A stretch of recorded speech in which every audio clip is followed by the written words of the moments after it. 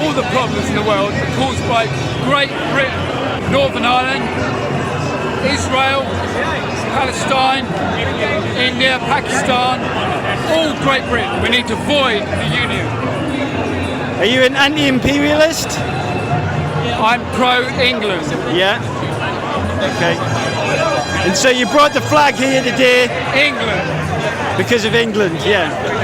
To void. England was the first country who gave the world Magna Carta. The Constitution was set all around the world. And the United Nations human rights was based on the Magna Carta. Different cultures have very different ideas about religion, philosophy, how they should live life, and how they should protest. But they all seem to agree that their national flag is a symbol of who they are and represents them around the world. It's not just English racists or English nationalists, it's actually everybody everywhere engages in nationalism. When I go to the protests that are Ukrainian, Colombian, Afghani, Palestinian, British, and in terms of the freedom movement, everybody. People are always flying their flags. Why shouldn't they? In the era of globalism, monoculture is the threat to all nation states. To fight the people who are attacking our nation, our community, our family, we have to distinguish the invaders from us, because the country is its people, it is us. Right? So a man who's holding an English flag, he's not my enemy. He isn't. I mean, I asked him, are you an imperialist? Because I was like, okay, so if you're a nationalist, then you believe in freedom? Do you believe in not attacking other countries? And because imperialism leads to unionism, doesn't it? And he doesn't like the Great Britain Union. So, you've got to be anti-imperialist, you've got to be pro-freedom if you want to be a true nationalist, right? Unless it's just nationalism for you and slavery for other people. And we're supposed to be fighting globalism right now, which is slavery for us, digital slavery coming slated in for 2025, the digitization of money, CBDCs, social credit scores, 15-minute cities. Yeah, I'm definitely a nationalist, which makes me an anti-imperialist. So that's why I asked him that question back there. I wasn't quite sure what he thought, were you? Because imperialism does lead to unions, obviously. All culture's enemy is the monoculture of globalism, of imperialism, hiding under banners like the rainbow, under words like Operation Iraqi Freedom, and conducting their business in the name of defence and democracy. We know the story by now, but, well, lots of us don't. A lot of us have been brainwashed by these brainwashing, mass-murdering psychos into hating the nation state. A country is its people. The people in charge of England do not represent me, and I'm sure they don't represent you either. To be a nationalist isn't to be a racist. To be a nationalist is to understand that your nation needs to thrive in order for the people who live within it to also thrive. A lot of people will say, what are you talking about? There's no such thing as countries anymore. And I get what they're saying, but actually the country does exist in the minds of the people and the actions of those people who still believe in their country. Because they have to get us to not believe in our country in order to take it away from us fully. That's why they've been engaging in that kind of propaganda. I still want to try and cling on to my culture and try and preserve what is English, because I'm fucking English and it's the right thing to do. And I don't need to ultimately win against the globalists in order to get out of bed and feel like doing that.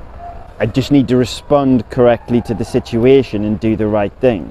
Let me ask you this, if you have negative feelings when you see national flags, do you think that we should take pride in our environment? Well, your environment is your country, right? If I use the word environment, you say, oh, well, yeah.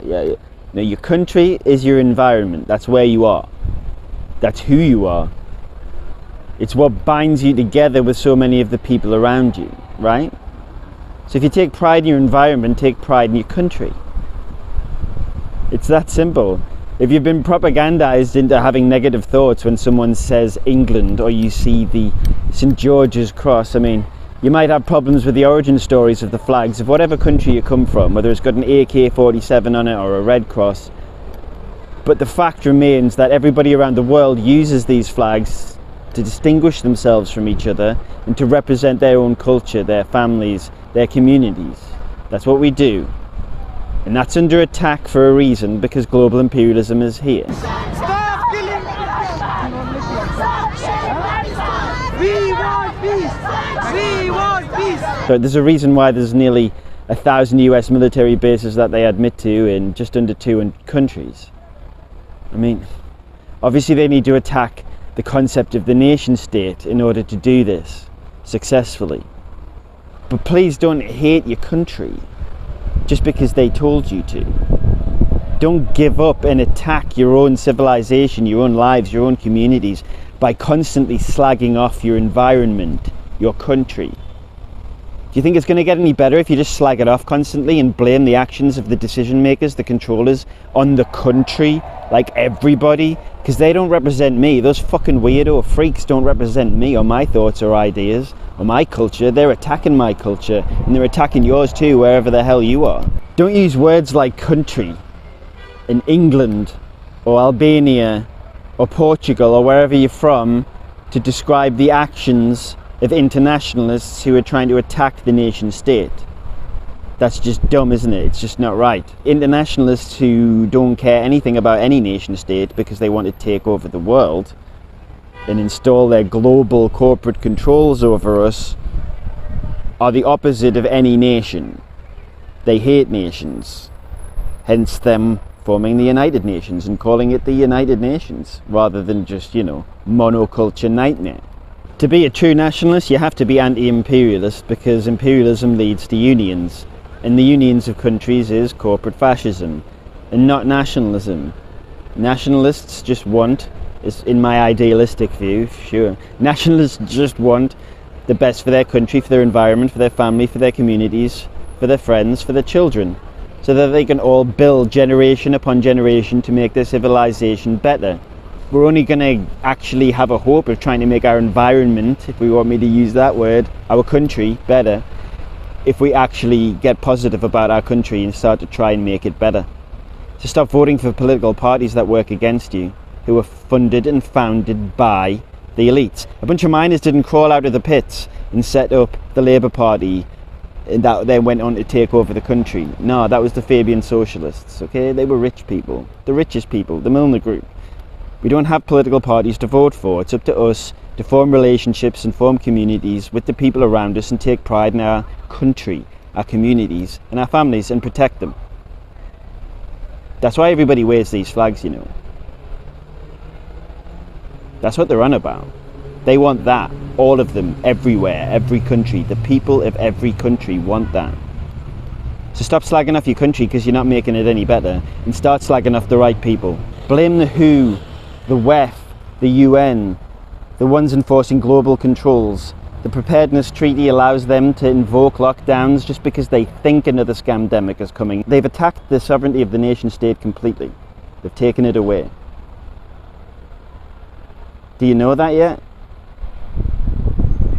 That's why a lot of people wave these flags, to try and protect their families, communities and countries. Start taking pride in your country to save your country. And all unions come to a bitter, bitter fucking end. Soviet Union, European Union, Yugoslavian Union, all unions come to an end.